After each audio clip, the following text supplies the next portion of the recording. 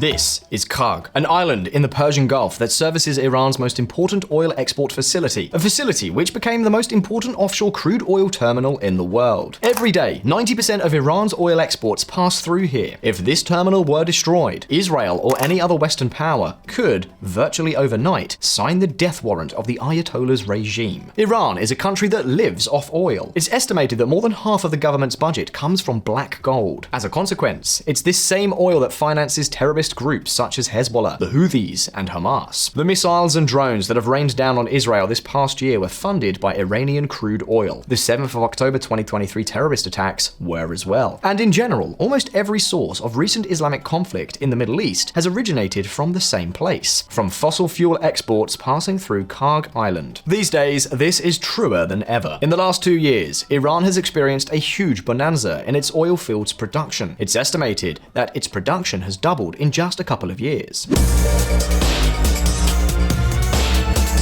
To give you an idea, we're talking about an increase of about $40 billion a year that's fueling the Iranian engines of war. However, it would all be nipped in the bud if the island of Kharg were bombed. If that were to happen, Iran would have nowhere near the capacity to continue exporting the crude oil that passes through the terminal, because the only other routes through which it could send its exports are the Gorechsk pipeline or other smaller terminals such as those at Lavan and Siri. However, these alternatives are currently nowhere near able to handle such volumes of cargo. At best, of the 90% of oil and gas passing through Kharg, these alternative terminals would be able to process 20 to 30%. This means that at least 60 to 70% of the exportable crude would be left without a viable export route. But of course, all this is assuming that moving the oil would be a simple task. Yet, most of the black gold exported from Kharg comes from oil fields in southwestern Iran, near the Persian Gulf coast. Diverting this crude to other terminals, even those in the east, would require significant expansion of existing pipelines, which would take a long time and huge investments. Likewise, the infrastructure at the other terminals is not prepared to support a sudden increase in the volume of exports. Storage, loading, and unloading capacities at terminals such as Lavan or Siri would have to be adapted to accommodate all production. And of course, let's not forget that these other terminals already have their own traffic that keeps them busy. Conclusion: taking Iran off the geopolitical map would be as straightforward as missile blasting a small island off its coast. After that, practically half of the government's budget would disappear. The local economy would enter a deep recession close to minus 15% of GDP. Inflation and unemployment would skyrocket. Political instability and protests would shake the country. Proxy groups such as Hezbollah and Hamas would lose much of their funding. And in short, the great enemy of Israel, and in general of the West in the region, would be forgotten. The question is,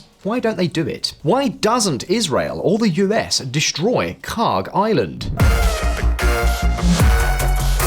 The first answer to the question would be that destroying Kharg Island would be difficult, at least on Israel's part. This island is strategically located about 1,500 kilometers or 930 miles from Israel, a sufficient distance to be able to prevent missile attacks well in advance. In that regard, the island's defenses include surface-to-air anti-aircraft missile systems, such as the S-300, and other more advanced systems that could attempt to intercept incoming missiles. What's more, the distance would complicate the accuracy of the attacks. Nevertheless, let's be clear. While Iran might be able to prevent some attacks, it could hardly stop a siege of Israeli technology. What's more, Israel could attack the island with Popeye turbo missiles launched from Dolphin-class submarines. The advantage of doing this is that it could bring the launching point as close as the Arabian Sea itself. The response time for the Iranian defense would be insufficient. And if we add to that the Popeye missiles fly low to avoid radars, everything indicates that nothing would prevent the desolation of the island of Kharg, which once again brings us back to the question we asked before. Why don't they do this? Well, there are several reasons, so let's examine them in order. But first, just a reminder that more than half of the people who watch VisualPolitik are not yet subscribed to the channel. If you like keeping up to date about the economy, finance, international news, and understanding the economic development of the different countries around the world, you just have to click on that subscribe button and then on the little bell. And that's it. You're instantly part of this great community. And now let's move on.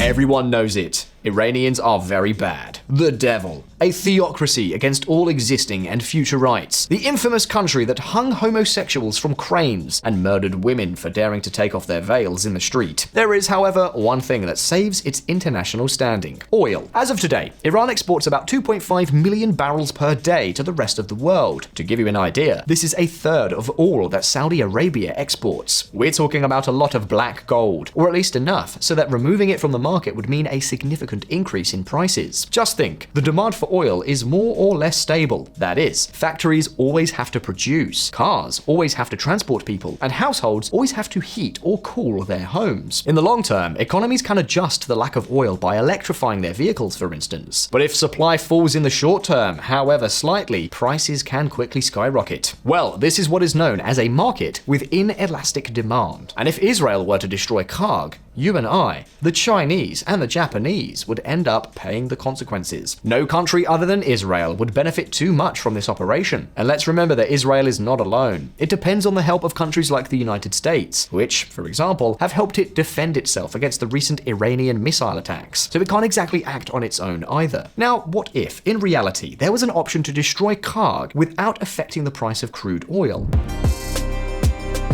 Check it out. This is the evolution of Saudi Arabia's oil production. It's currently at a 10-year low, not counting the pandemic months. In other words, Saudi Arabia would have more than enough margin to increase its production and compensate for the losses that the destruction of Kharg would mean for the global market. And remember, this is not nonsense. Although the Saudis are Muslims, just like the Iranians, they are actually a completely different branch. The Arab countries are Sunni majority, while Iran is Shia majority. In other words, they get along like cats and dogs. In fact, paradoxical as it may sound, it could be said that if Saudi Arabia had to choose an ally, it would choose the Jewish Israel over the Islamic Iran. Saudi Arabia says it helped to defend Israel against Iran. Later in this video, we'll see the economic, and not so much religious, motives that lead the Arabs to prefer Israel over Iran. But for the moment, what is clear is that, if it comes to it, not only could they compensate for the effects of the destruction of Kharg, but this would be consistent with their international policy. What's more, it wouldn't be the first time something like this has happened.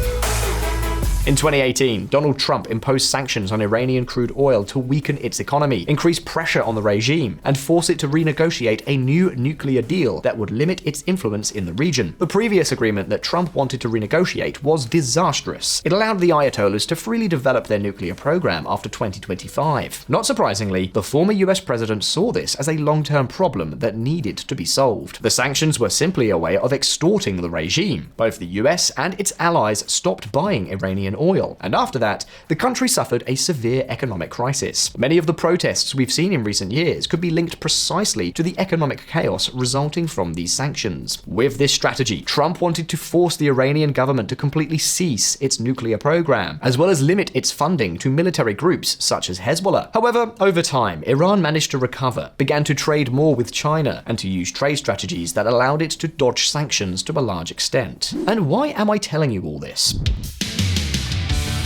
Well, because for a period of time, Iran was unable to export most of its crude oil. In the short term, the sanctions had an effect very similar to what would happen if Kharg Island were destroyed. The question is, what do you think happened to the global oil price? Did it skyrocket? No, quite the contrary. In fact, the price went down. The US sanctions operation was perfectly coordinated with Saudi Arabia. Sheikh Mohammed bin Salman increased oil production by almost 2 million barrels per day. Saudi Crown Prince says, "We did our job on replacing Iranian oil." So, by the looks of things, Saudi Arabia could back up the negative consequences of destroying Kharg, which once again brings us back to the first question. Why on earth don't they just destroy it then? Well, let's take a look at the second reason that could explain why Israel doesn't destroy the island of Kharg. Look at the following map. What you're looking at here is the Strait of Hormuz, with all the ships, mostly oil tankers, passing through it in March 2024. It turns out that 20% of the world's oil passes through the Strait of Hormuz. 33 billion cubic meters of gas also pass through it. And it just so happens that Iran owns the entire northern coast of the Strait of Hormuz, which it could easily block if it lost its head. While we've said that attacking Kharg would be a problem because it would take 2 million barrels per day of Iranian crude oil out of the market, a blockade blockade in the Strait of Hormuz would mean a loss of 18 million barrels per day. That's 9 times more. Basically, almost all the black gold of the Arab nations passes through there. And I'm telling you that even if all the countries of the world joined together, they wouldn't be able to compensate for the problem that such a blockade would cause. There's simply no choice. At present, there are only 2 alternatives to crude oil transportation, namely the Petro Line and the Abqaiq Yanbu pipeline that crosses Saudi Arabia to the Red Sea. Between them, they have a maximum capacity of 5 million barrels. So no, they wouldn't be able to compensate for a blockade in Hormuz. If Iran were to blockade the strait, it would trigger the worst energy crisis in history. The Ayatollahs know this very, very well, and have made the threat of a blockade one of their main diplomatic threats. Iran's president threatens to close Strait of Hormuz if US blocks oil exports. Iran says could close Strait of Hormuz, views Israeli presence in UAE as threat. Iran threatening to close the strait is a bit like the boy crying wolf. The danger's always there, but never happens. The problem is that if it does happen, it will be a massive one.